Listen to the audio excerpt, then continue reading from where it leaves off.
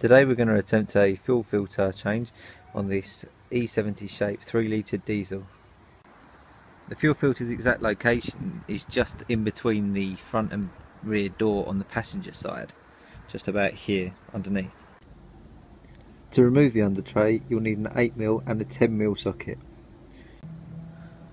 Starting from the front you'll need to undo the size 10 and size 8 nuts and bolts all the way along towards the back.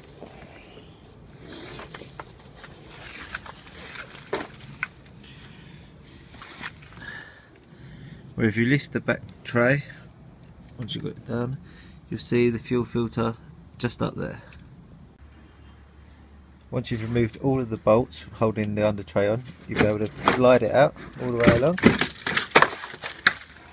which will give you access to the fuel filter. Whilst it's not essential to remove the back tray, I find that you'll get better access to the fuel filter if you remove this tray, which is held on by a few more 8mm and 10mm bolts. Once removed, you can simply slide the tray out.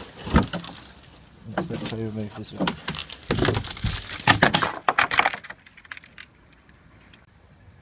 This is the view that you're then left with, so you can see it's much easier to gain access underneath. And to get right onto the fuel filter, you'll be able to remove both ends. The filter is held on by two 10mm bolts here and here on the bracket. I'm going to remove those with 10mm socket and I'll be able to get access to the fuel filter. Once you've removed the fuel filter from the bracket holding it up, you're going to take a flathead screwdriver and you're going to loosen up the Jubilee clip and then pull off the hose, but have a bucket ready. I've loosened up the Jubilee clip, so I'm now going to remove the fuel line.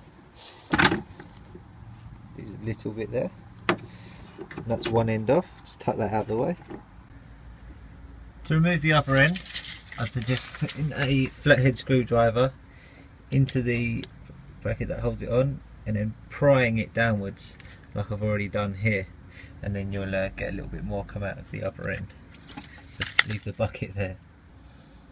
Now to prise the other end out, I'd suggest putting a flathead in and then prising the two apart, but just be warned that quite a bit of diesel is going to come out of the other end. Okay, I'm now ready to prep the new filter, ready for fitting. Comes with a new rubber ring, which will go into there.